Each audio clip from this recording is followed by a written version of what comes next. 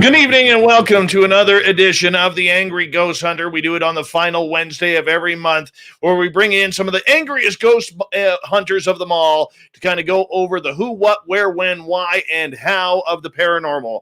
My name is Dave Scott from Spaced Out Radio, and of course, if you're watching this channel, you're obviously a listener of ours, and we do ask that if you haven't already, hit that subscribe button to this channel. And of course, you can chat live. We'd love to hear from all of you here on the mighty Angry Ghost Hunter. And of course, tonight, right after this show, we will have Spaced Out Radio as per usual. Here are my guests. As per every week or every month on this show, we have Ross Allison, the angriest ghost hunter of them all. MERLE.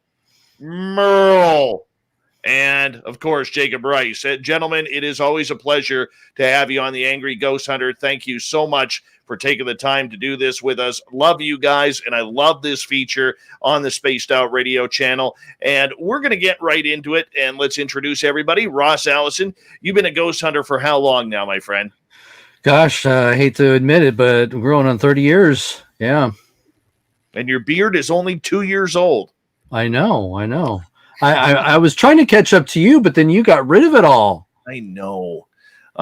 It's just my problem. I'm trying to look more like Jake Rice here, because he good looking guy, manly, handsome, he tosses a good Frisbee from what I'm hearing, on the golf course, the Frisbee golf course. Jake, how long have you been involved in the paranormal now?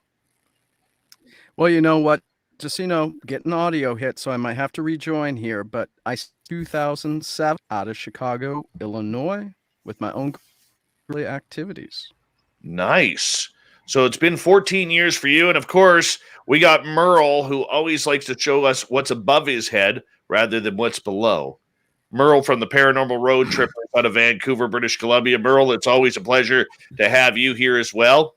Do we want to see what's down there? That's a different show.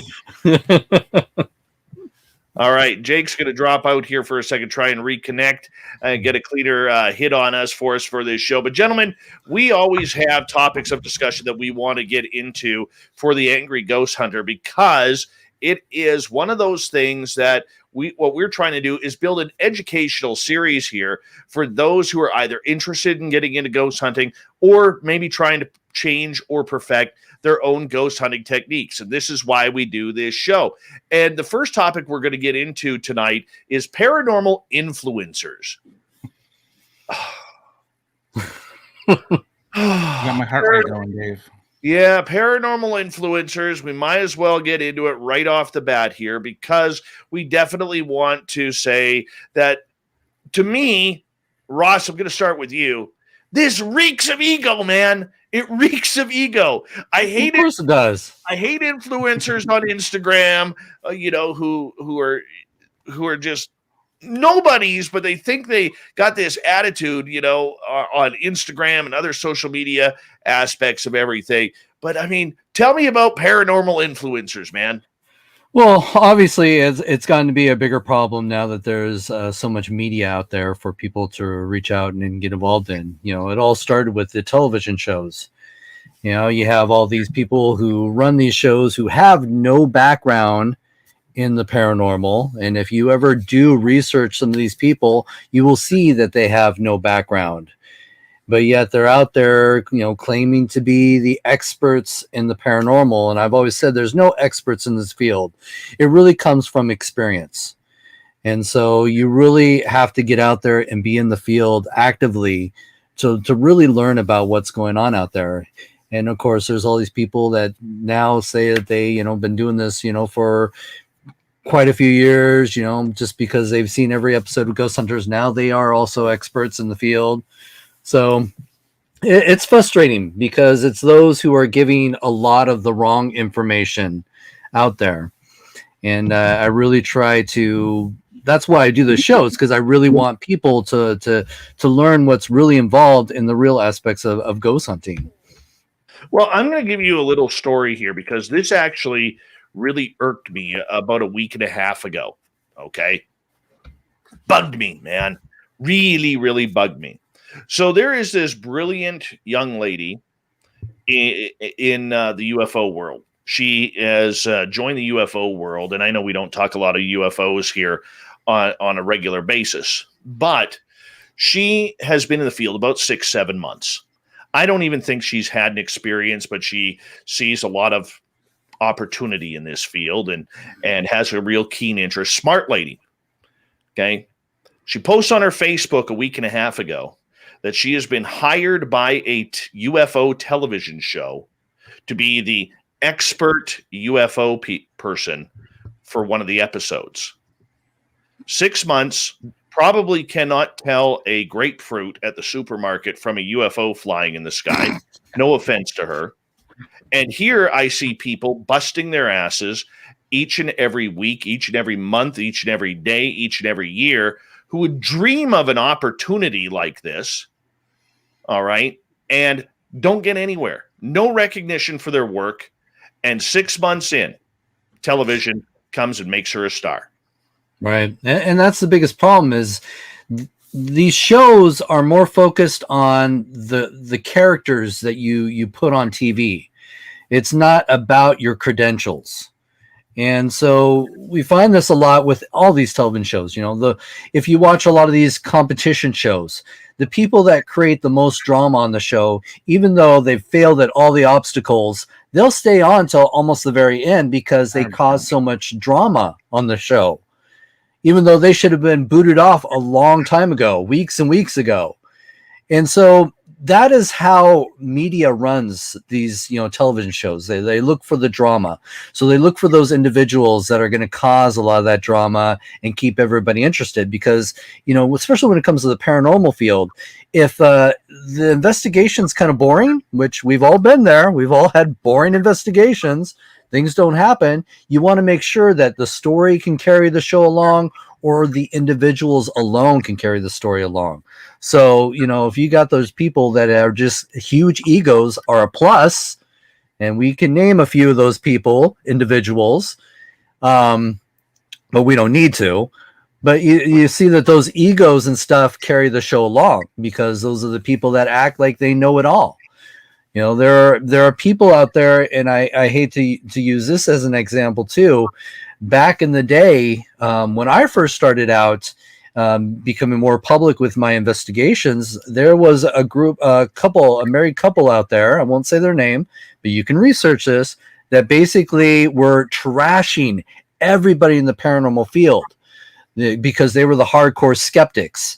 And everybody got trashed by them. The Warrens, Johnny Zaffis, Lloyd Auerbach, all these people, receive these cruel criticisms from these individuals as saying that we're just wasting our time. There's no reason why we should be doing this. Well, then that couple disappeared for like 3 to 6 months, deleted their whole history, their whole website, all the threads that they were involved in, and came back as paranormal experts. Wow. And now they're all over the TV shows. They appear on all these shows. I've heard there's talk they may even have their own show. And that's exactly what we're having to compete with. We're not looking at people's credentials that we need to be looking at to validate their research that they've been doing. We're just looking at them because, they've appeared on this television show, so they must be the experts in this field. And I would have to be honest with you, about 95% of those individuals don't even have the credentials to back up what their claims are. And that's the difficulty of it. Who's an expert? What's an expert? As long as you look good in front of the camera, you become an instant expert.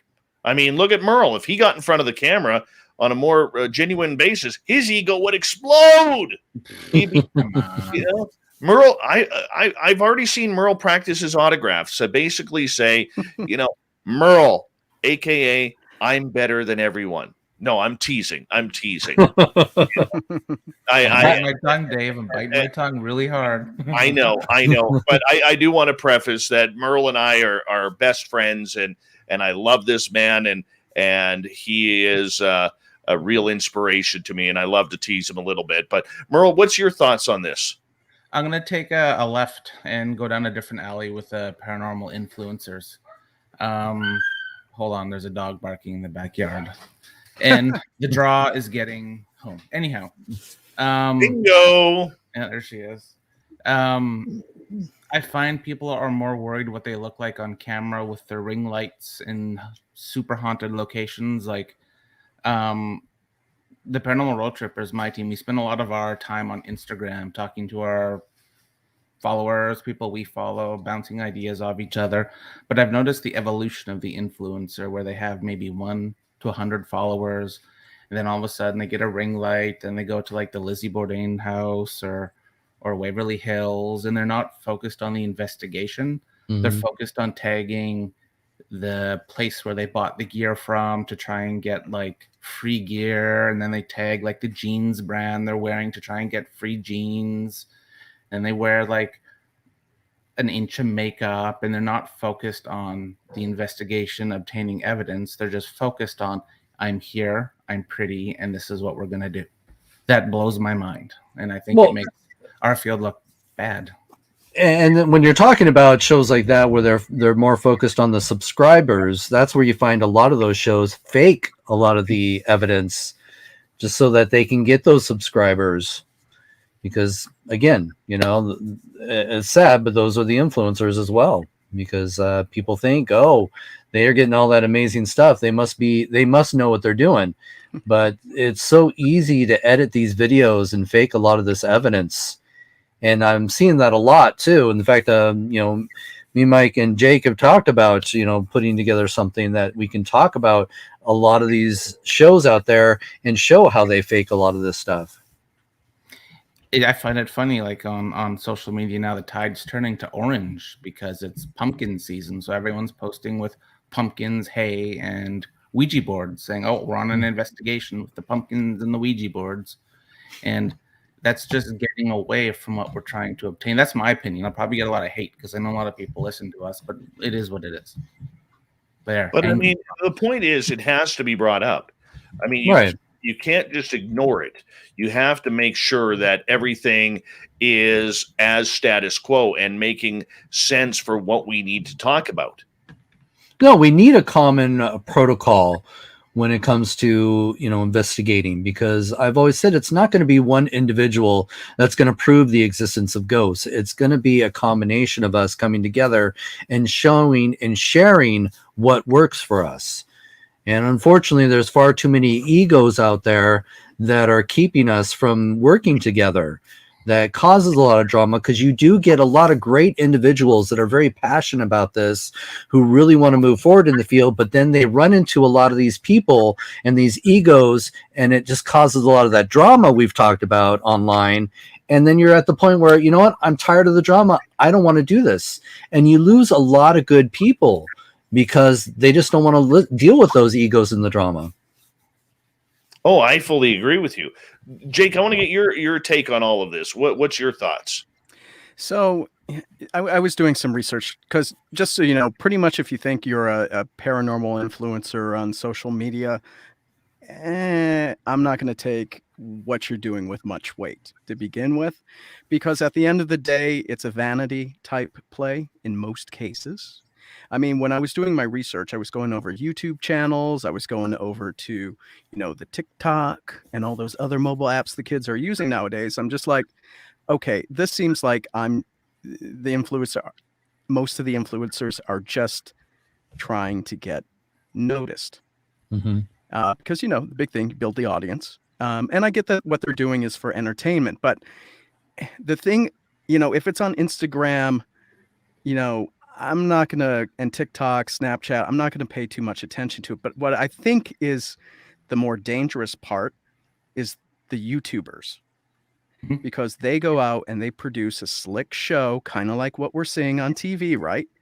But they really gonzo-fy it. They really ramp it up, and you never see a ghost, but you see the reactions and stuff like that. I was watching a few of them today. I'm like, kudos, they know how to edit and stage. But all it does is perpetuate everything that's wrong with the ghost hunting shows and amplifies it. Right.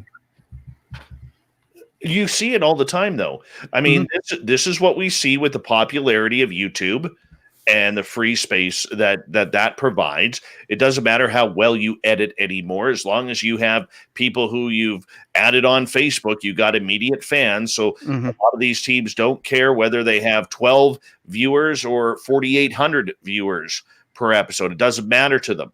With podcasting, where everybody now has a voice in this field, we don't see broadcasters anymore. We see people who just need a place to vent and post their opinion. Okay. There's no real hosting anymore. There's no real guiding and very little, if any, journalism that goes along with it. So the social media has brought this out of people, because finally people don't have to hold it in on what their opinions are or what works for them. And I get that, Jake, and I understand that, Jake, but I'll be the first one to say that there are many out there who probably should be in front of a microphone or in Right. front of a camera, because I could give plenty of examples, not to be rude or egotistical, but what we do is an art form. I Mhm. can't do what you guys do in the field because you guys have an art form. Yeah, but the thing that I'm worried about is, have we lost the audience already? Because so many people are now taught that when they watch ghost hunting shows or on YouTube or on television or any other outlet that they find, they're expecting to see all the drama. They're expecting to see us all scream and run out of there. They're expecting to see, doors slamming and, crazy disembodied voices telling you to get the hell out. But when you present them with the real evidence and what a real ghost hunt is like, it's boring to them.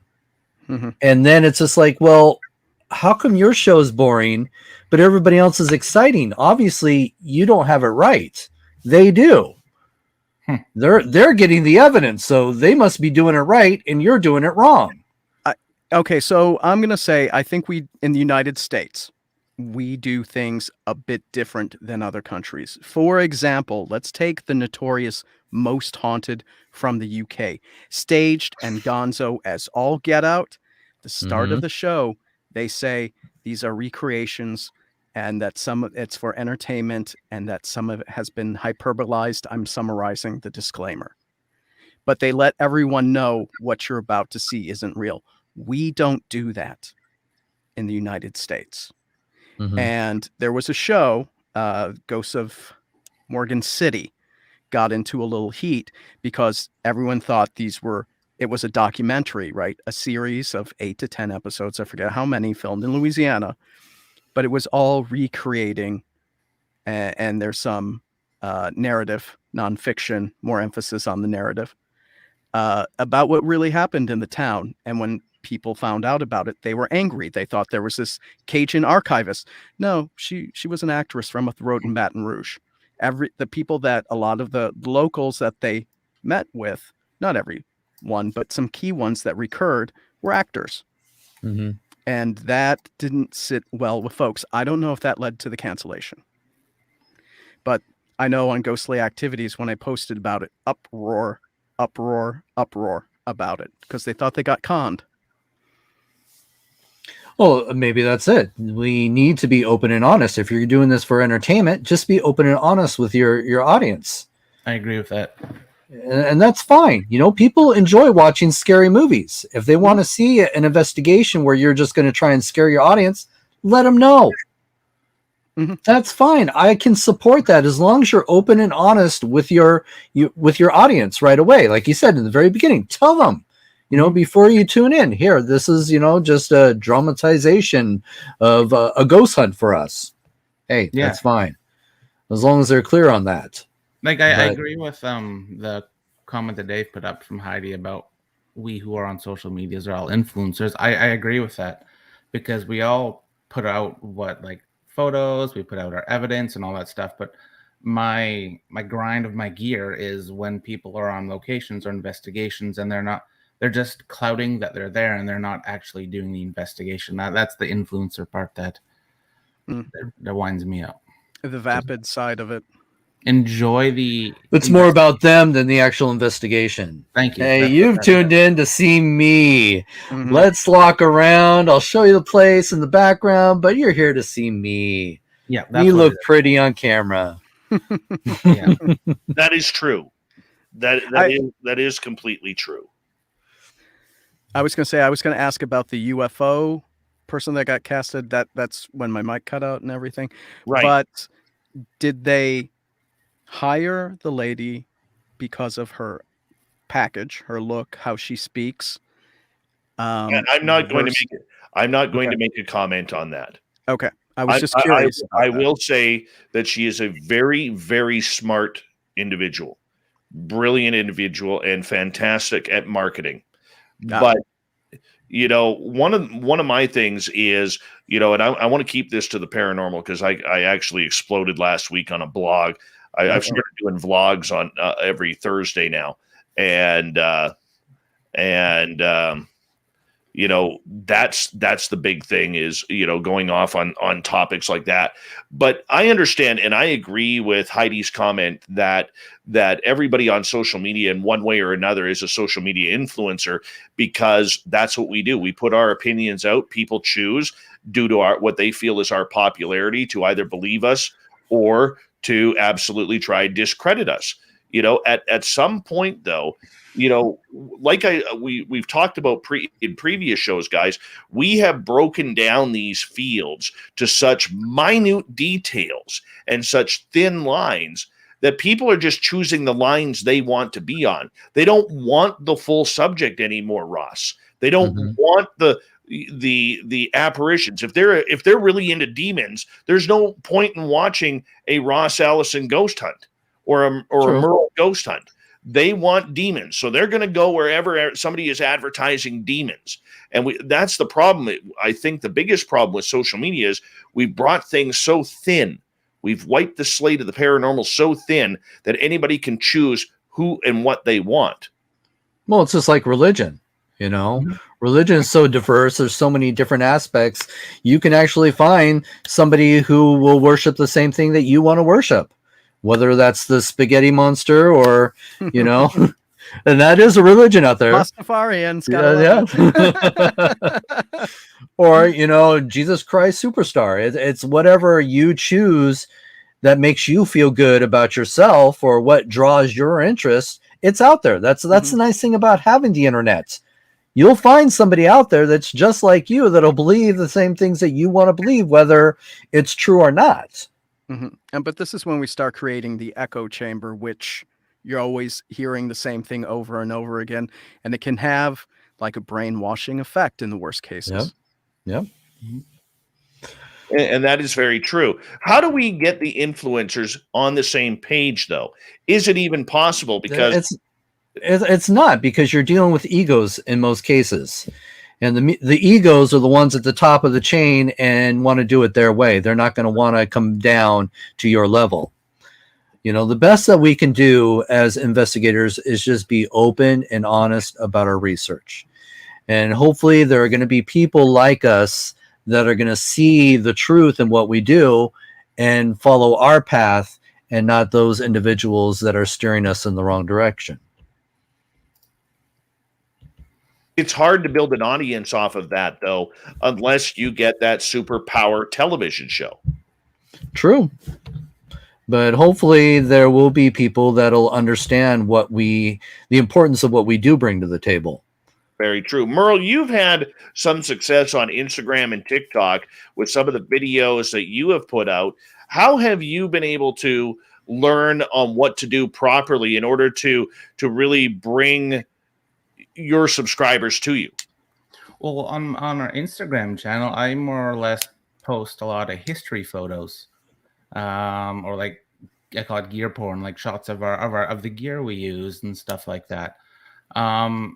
History is really important to me, and that's I'd rather show a really cool photo of buildings than stuff about me. And I think that's where a lot of our people come, like our followers come from, is because they have the same interest in the history and in the gear and all that sort of stuff. Okay, but you also tested out TikTok. You're a TikTok guy, and you actually did a couple of really funny posts regarding the paranormal, and these went a little bit viral. The one we did was in front of mental hospital, Riverview Hospital. Since shut down. It's one of those old asylum type buildings. And we just did a joke of the different types of investigators. Happy guy. That's Sorry. not me. It's the But I'm ghosts. happy. They're coming through. Yeah. Earl's a happy guy. But yeah, no, we did a post of like the team skeptic, the team medium, the team gearhead. Is more fun because it shows all the stereotypical types of ghost hunters. So yes, I guess I got some clout on that. I'm guilty. Calling the kettle black. I think it's hilarious. I'm looking at your that sound came from me because I'm actually looking at your TikTok right now to show, and I'm not seeing them on there. It's not on my personal one. It's I'm on the Paranormal Road Trippers. I am on the Paranormal Road Trippers right now, and I'm not seeing it. Should be the first one, I think. Nope. Wow. Nope. Hold on. Nothing about MERLE on here. Nope. But there's not much MERLE. It's more or less just shots of investigating. Well, okay, so I guess there goes that brilliant idea of bringing those in. But the idea is, as we actually, guys, we got to move on anyways to topic number 2 for tonight regarding the paranormal accounts that we have and the Angry Ghost Hunter, which continues on here on a nightly or once a month, the final Wednesday of every month here on the show. The next topic, quantity versus quality. Jake, we're going to start with you on this one. I need a breakdown of what you mean by this, my friend. So quantity versus quality, there's all sorts of different ways we can interpret this. For me, it's evidence. And it is when you're out doing your ghost hunt, do you put up every single orb picture and little gurgling and burp you got from your recorders for EVPs? Or do you just, kill your darlings and just put out the best evidence that you've been able to record, from an apparition to a really clear EVP? And you pretty much save it for that prime, that prime steak, that prime cut? Or do you pretty much just throw the baloney up and say, "Oh, I got lots of evidence," that kind of stuff? Okay. Ross? No, it's a little bit of that, but it's also the fact too that a lot of groups, when they start out, they feel like they have to go out every weekend to a new location and try to get as much evidence as possible. And they're not really putting forth any quality to the investigation. It's like, oh, we did this place. Well, now we got to move on to the next. Now we got to move on to the next. Now we got to move on to the next. And sometimes people tend to forget that even though you may have not have gotten something at the first place, you sometimes have to go back to these places and return multiple times to actually collect a decent amount of evidence. So yeah, as Jake said, it could be, having as much evidence on your website as possible, and it could be just ridiculous, amounts of evidence, which most cases, a lot of it's not evidence. Or you focus on the quality of the evidence or the quality of the investigation. Those are two very important things when you're actually going to be out there investigating, is focus on the quality, not the quantity. As we've always said in the past, if you're going to present anything as evidence, try to have 2 to 3 points of interest that validate this piece of evidence.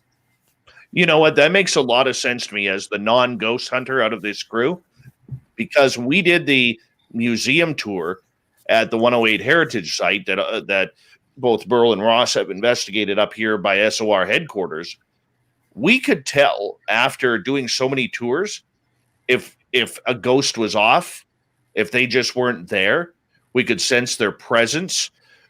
If there was a new ghost that had showed up, we could sense it all because we'd been there so much. We knew the locations and the spirit activity by the back of our hands. Mm-hmm. And I thought that was a good thing, that if we were actual investigators, we might be able to actually solve something. There you go. Mm-hmm. Yeah, we pulled a lot of good. I got a lot of good EVPs from the 108 mile site. Some of my best ones are from there, and Ross had an experience there. And that First photo. time I ever heard Ross scream. I think there's only 2 videos of that now. No, 3. I think there's 3 now. But that being said, like the music, that's a good point to bring up, because that museum got hammered by investigators. Like on some points, you were doing the tours every weekend, and you were getting all these different investigators coming in, getting different evidence, which I think was awesome. Who's on TikTok? I mean, that was a motorbike. That was a motorbike. But going on forward here, I mean, should invest. Look, I can see the excitement, Jake, in all of these teams wanting to go. You know, this week we're at an insane asylum. Next week we're at a haunted, closed down prison. The following week we're at a bar that was built in 1894. Okay, I can understand the excitement with all of that. To me, I look at that though. If I look at it properly, I'm seeing the fact that this is more paranormal enthusiasm than it is actual investigation. Yeah. Because there's a lot more work involved than, just hanging out for a few hours in a haunted place. Depending on the time that you put into that one location that weekend, you have to go back and review many, many hours of possible evidence that you may have. How do you find the time trying to schedule in your weekly job as well, and then get ready for the next investigation the following weekend? I saw that so many times with so many groups. How do you have the time to go through the evidence from the investigation you did the prior week? Yeah, I mean, but let's be real. If they're doing that stuff, they're paranormal tourists, paratourists, because they're just going in, getting a little taste. They're para-whores is what they are. Well, they're not getting paid. It's whoever's putting on the tour is the Oh, sorry, Ross. Sorry, Ross. But yeah, it's true. Merle, you've brought this up, that if you don't have time to go through your evidence, you don't have time to do the ghost hunt. Absolutely. It's the truth. Yeah, but then it falls in that the volunteers that you hope will do their job, that their title has been given to them. But then we also have to deal with the fact that, we know that we have to go through over hours of video and audio to review that investigation. Now ghost hunters are more focused on the instant gratification. So they're not recording hours of audio and hours of video. They're using their apps. They're using, suggested devices to give them that instant gratification. So what do they have to review? That's the thing. It's just like, okay, I'm done with that investigation. I can move on to the next because I don't have to review anything. Well, I think if to play devil's advocate here for a second, Ross, I think with a lot of these teams, the way they have it set up is they have that one person, like if you buy a car, you start with the salesman, and then you go to the manager to get your pricing. Then you go into the finance office in order to get all your paperwork done. And I think that's how paranormal teams like to set them up, because you always have your team lead, your lead investigators, and your investigating crew. But way down the list, you always have that person who is the evidence collector, who reviews the evidence, the videographer, or whatever. And I think what happens is they take this giant smudge of tape, okay, and they throw it at this person who probably has kids, who probably works a full-time job, and really says, I'll get to it when I get to it. And then 6, 8, 12 weeks, 15 weeks down the road, they finally, oh yeah, I got an extra 35 minutes here because the kid went to sleep and the wife said bingo. And so I might as well be going to do a little bit of editing to see if I hear anything. So I'll get started on this. Then it's another 12 weeks before they get to the extra 4 to 8 hours of film. Oh yeah. Mm-hmm. No, that's not uncommon. I've seen that quite a bit. But the fact of the matter is that is not the way it should be. The investigators should be going over their own evidence. You can't pass on everything off to somebody else, because the fact of the matter is it's going to be a lot more work for them, because they weren't there in most cases to see what could be debunked and what couldn't be debunked. So you're tagging every little thing back to the person who videotaped it or recorded it, and then they have to go through all those, pinpoints. So I think the fact of the matter is the person who recorded the audio and video needs to review it for themselves. However, always do the peer check, peer review. When you think peer you review is find nice something, too. send it. That's send it off that's to a bonus. Yeah. With my team, anytime we get any possible EVPs, we'll play it out to the team and let them, decide too. Same. But in the end, if you are doing a bar or somebody's house, you're not doing them any favors by waiting. No. Very good point. Yeah. If private residence is, I would say they need the conclusion. I don't even want to call it that, because how conclusive can you be, right? But Right. no, they need the answers sooner than the museum or the archival society, And in all honesty, I've always told people, give us at least 30 days to review everything, to have the chance, because people tend to forget too, this is all volunteer. Mm-hmm. None of us are getting paid to do this. So we have to fit it in within our free time to spend those hours, those quality hours of reviewing the evidence and giving them a fair amount of information of what we think is going on. Because like Jake said, you can't solve the mystery doing a 4-hour investigation. As many, there are a lot of groups out there that claim they can, but you can't. There are places that I've been there for, you're going on 10 plus years, and I still don't have all the answers of what's going on.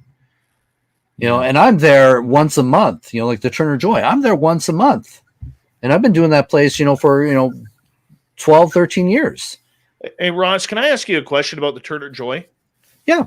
Because it has a big history, and every day we all get older, and every day former sailors from that ship pass away. So after 14 years, and sailors, they love their camaraderie, they love their ship, they love everything about it. That some of the usually some of the happiest times of their lives. Every year, do you find new spirits there from maybe gentlemen or ladies who have passed previously? Well, how can we say it's new spirits? The activity can vary and change every so often, but I can't tell you if it's one ghost or two ghosts that are creating the different types of phenomena that we experience. Unless we get EVPs that are announcing themselves with different names, then I can't tell you how many spirits are there. But you're right. In a lot of these situations, when it comes to a military ship where the military life was their life, you do have a lot of these men that even in their lifetime came back and visited the Turner Joy every chance they could. And maybe in death, they come back and continue to serve our country. It's very possible. We don't have those answers. But to be honest with you, I can't tell you that every year there's a new ghost. It's phenomena is just one of those things we don't have all the answers for. All right, gentlemen, what should we be focusing on? Quantity or quality? Merle, you've been pretty quiet here, so we're going to get you to start off with this one. That's easy. Quality. Like we were literally just talking about that. You don't need to go on 7 investigations a week and pump out that right away evidence. You need to slow down, and I think go through your evidence like very thorough and slowly. What I like to do is go through all my audio or video and then pass it off to another member of the team to go through and then talk about it together. And if I hear a bump in the night and that person doesn't hear the same bump in the night on the audio, then that's a discussion. And then we would bring in another person. And then it takes a lot of time to get that quality evidence, to get that quality investigation. You can go on places anywhere you want if you want the quantity, like anywhere, any day of the week. How about for you, Jake? So I'll give you 2 answers for this one. So quality overrides every single time. Take the time to research the place, think about the experiments. And then, of course, when it comes to going through the evidence, right? I think that's the biggest thing, is really spend the time with the evidence. From a quantity perspective, though, I think if you get a new piece of gear and you're just or you've got like some newbies who are just learning the ropes, I'm saying it's okay to do a little more quantity there, because you're just getting, your legs under yourself. It's good to be in different environments. Like with gear, it might record differently in a Like I'm in a vocal booth. If I'm in a vocal booth, it's going to record one way. If I'm out, in the Seattle Underground, it's going to record a different way. And it's important to know those limitations of equipment in the field. So I'd say quantity works then. Still, overall, quality trumps it every single time. And Ross, you get the final word on this one. Well, of course, quality is going to be my main thing. Quality is going to be a big thing, but I do agree with Jake. Getting out there and testing your equipment, seeing what works for you and what doesn't work for you. There's a little bit of that fares, but it's always going to be quality if you're really going to be a real, true-hearted ghost hunter. All right, final topic for tonight. That'll take us right to the top of the hour here on the Angry Ghost Hunter with Jacob Rice, Merle, and Ross Allison. Let's get right to it, gents.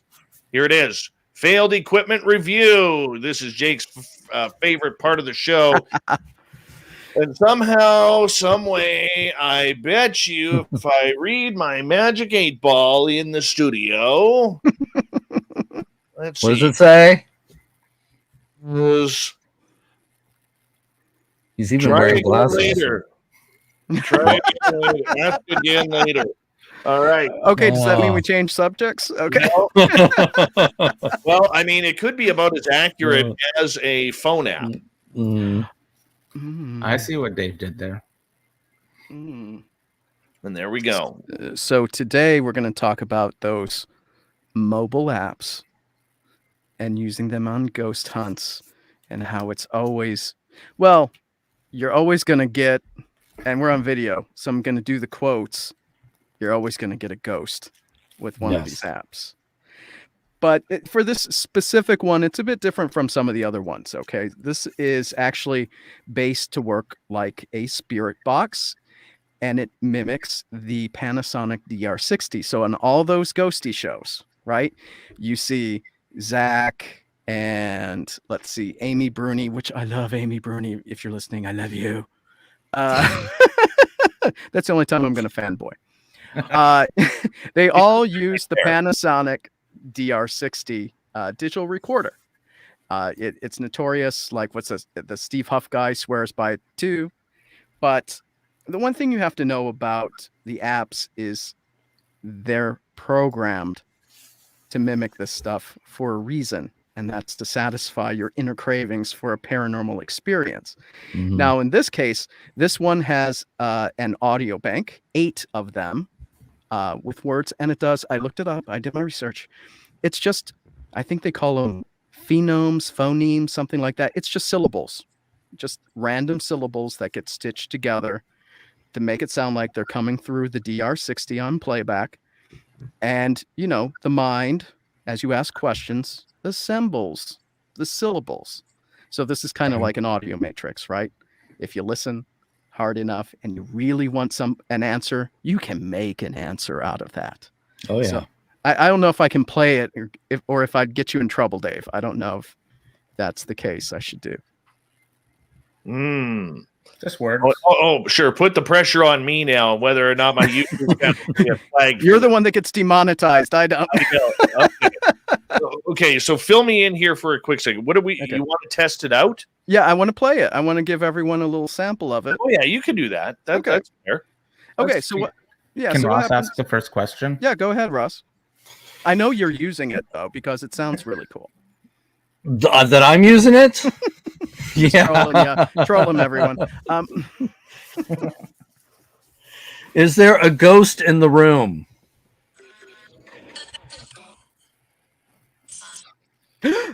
Jake, can you bring it closer to your mic? Yeah.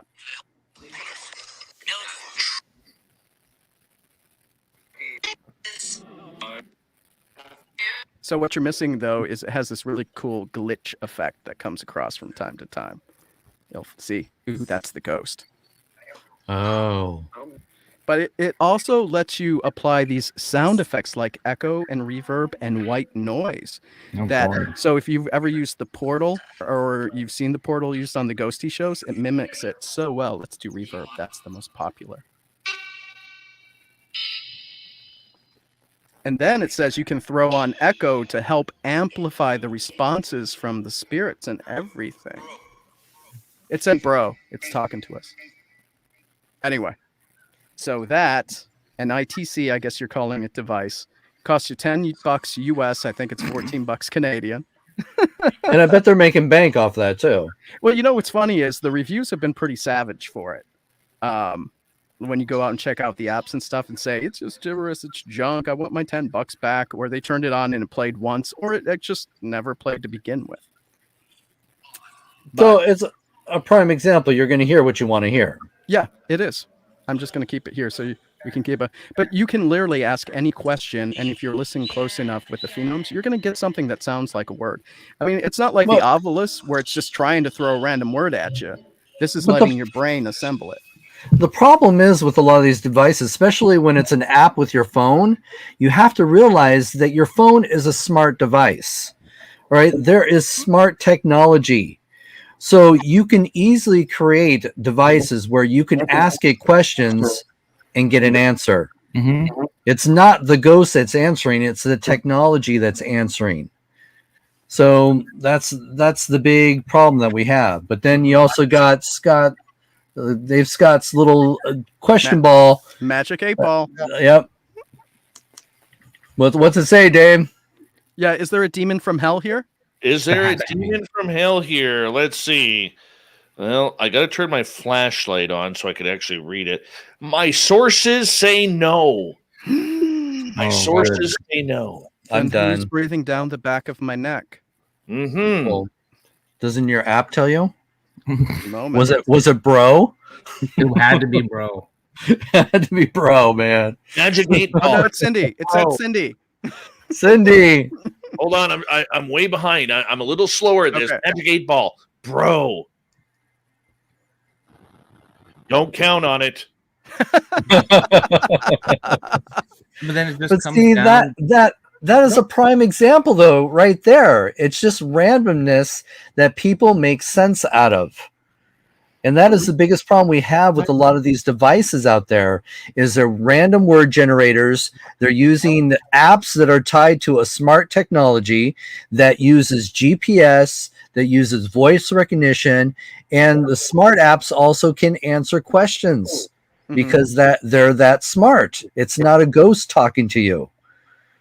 So that is the biggest problem. I have another app I want to show Ross because I know Ross. You like the Ouija board. This better not be the radar, ghost radar. Ouija board. Oh, the Ouija board. You just hold your finger there.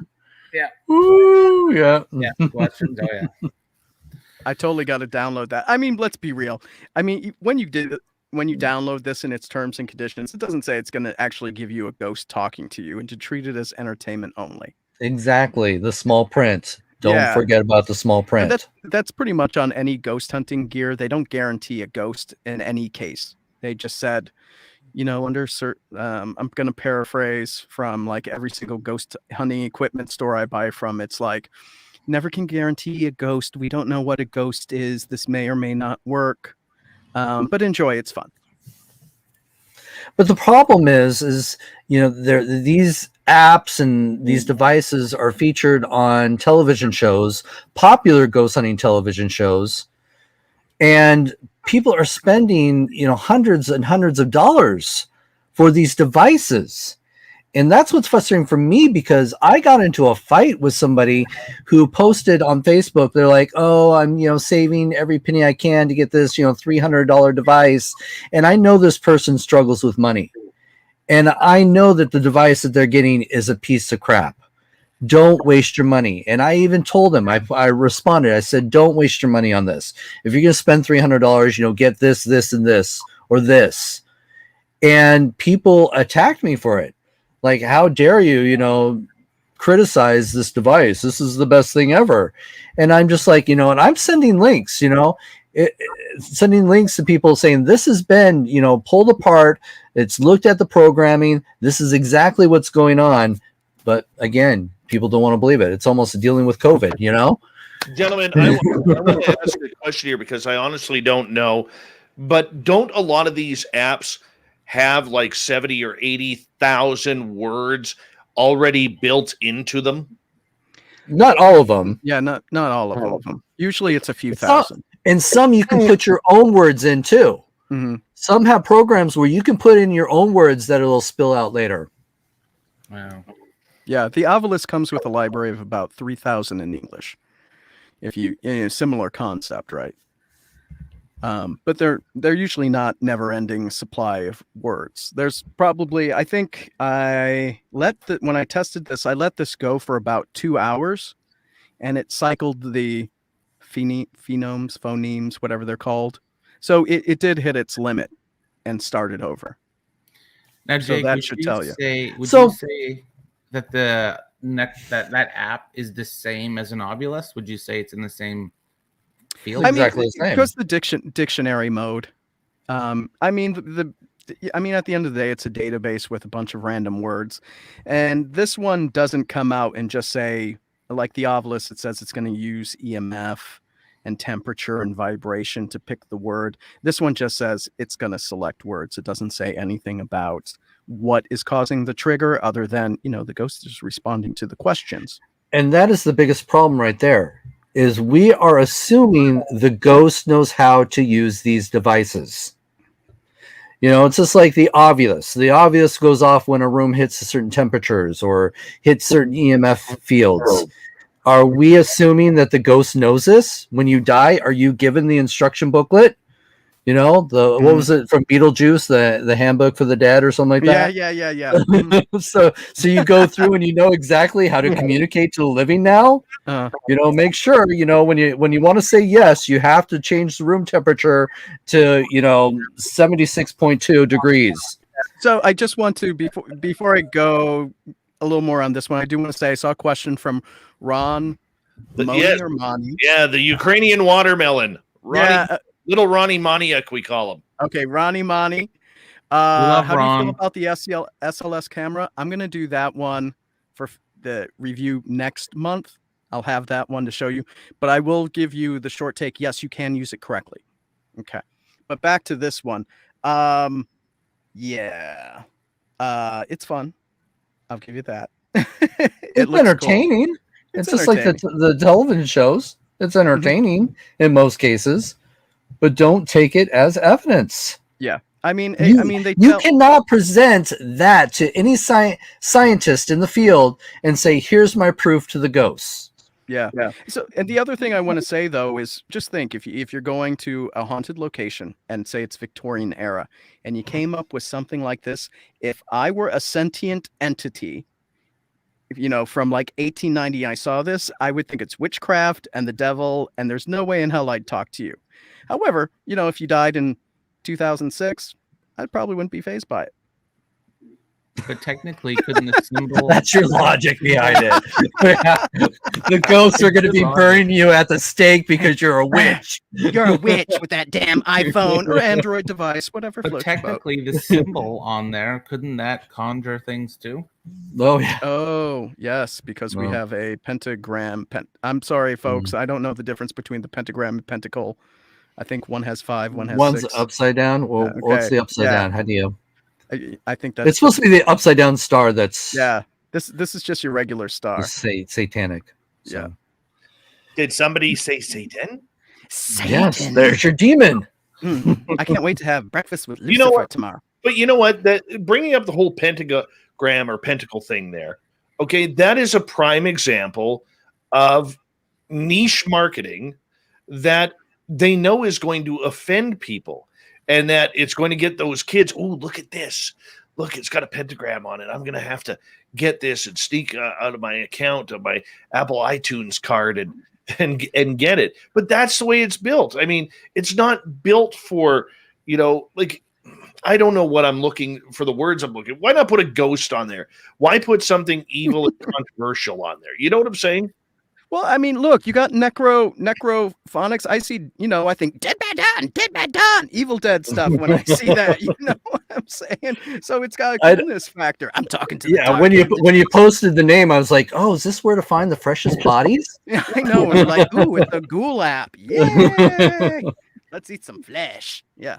Look at this. Like tender for rotting corpses. Yeah. Little Marky Spender says, never mind chatting about devices. Can we all agree that Ross has the best hair out of all 4 tonight? That has to bug Dave that Ross has better hair than him. I am going to give it to Ross tonight. That is nice.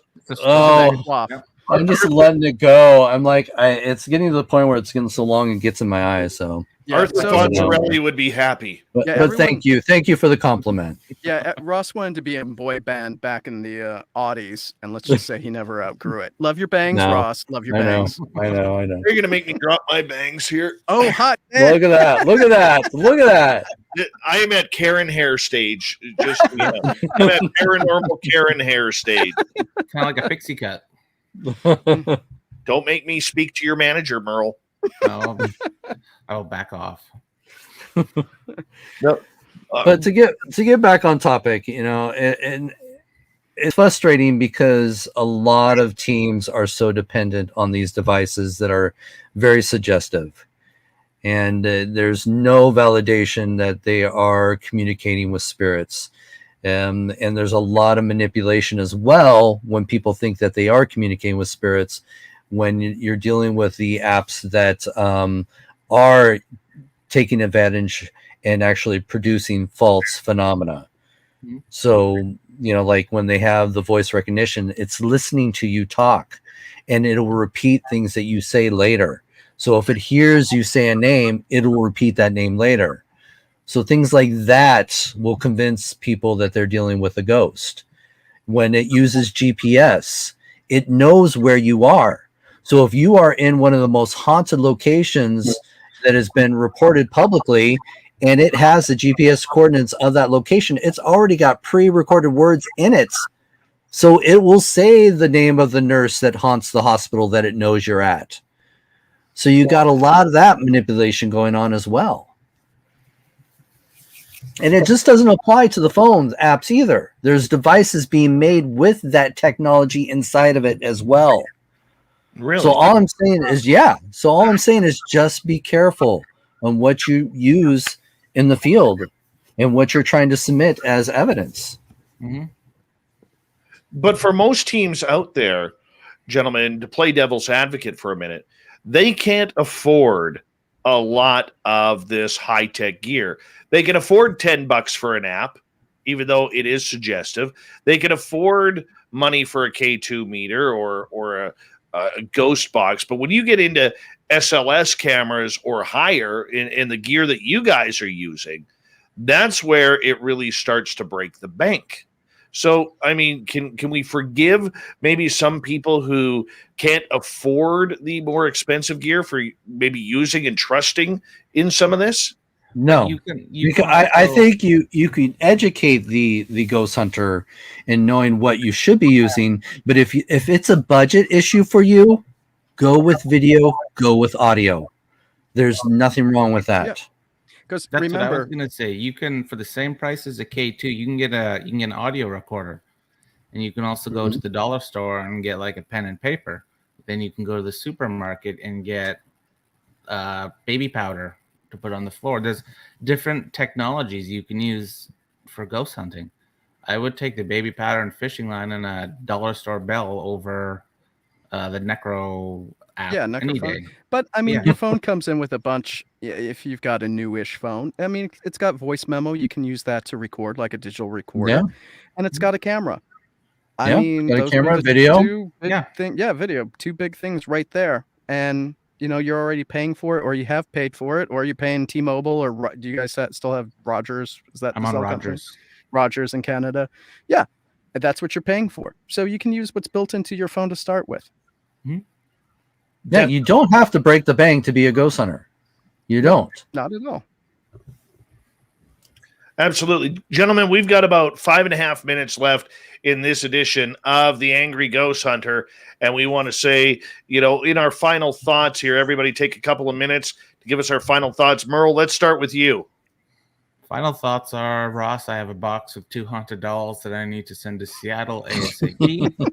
I actually quite enjoyed this show, and I think we touched on a lot of good topics today for The Angry Ghost Hunter with the influencers and the gear. Like, we brought up a lot of good points in the last 5 minutes, which would make this whole show worth it for people to listen to. Just on that, too, because it's true. You don't need to break the bank to be a ghost hunter. All right. Jacob, let's get to you. You know what? Same vein with with Merle, at the end of the day, for most of us, ghost hunting is a hobby.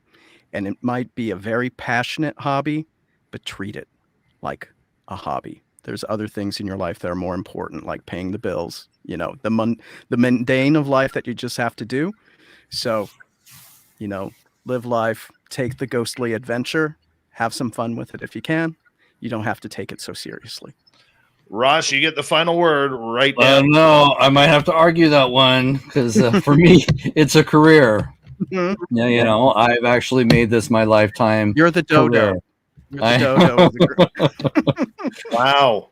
So, yeah, you know, I've always said what you put into this is what you're going to get out of it. So I've always told people, you know, if you're going to be a ghost hunter, just be open and be honest. You don't need to make up stories to get people to pay attention to you. The ghosts are out there. They are speaking. You just got to do it the right way. So when it comes to the influencing, you know, that's my biggest thing is just cut out the egos. Yes. And there is no expert in this field. It all comes from experience. So go to the people that have the experience. And people can say, oh yeah, I've been investigating for 30 years, but how often are you really going out there and investigating? If you're just going out every 6 months to investigate, you don't really have the experience to validate you've been doing this for 30 years. Very true. So I've always said, so that's a very big thing too. And then again, always going back to quality. Never sacrifice quality, especially when it comes to presenting the evidence. So. And on that note, my friends, it is time for us to say goodnight to another edition of the Angry Ghost Hunter, as we will be back here in another month's time as we start to prepare for Halloween. Which haunted topics will we get to next month? And when I look at the date here, I see our next date will be on September 29th. And I'm very glad to have our crew here of Ross Allison, Jacob Rice, and the man who only needs one name, MERLE, here for the Angry Ghost Hunter. Don't forget, Spaced Out Radio coming up at the top of the hour. Much love from all of us to all of you, and enjoy your ghost hunting out there, wherever you may be. Good night.